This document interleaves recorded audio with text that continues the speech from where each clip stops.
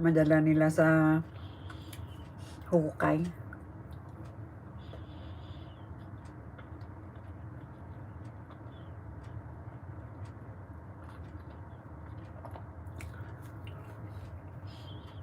Dito, masaya sila kasi marami silang pera.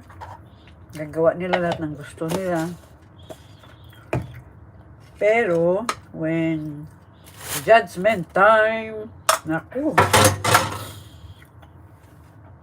Pag judgment time na, naku, doon sila matatakot. Takot kayo sa judgment time. Tapos na ako, girl.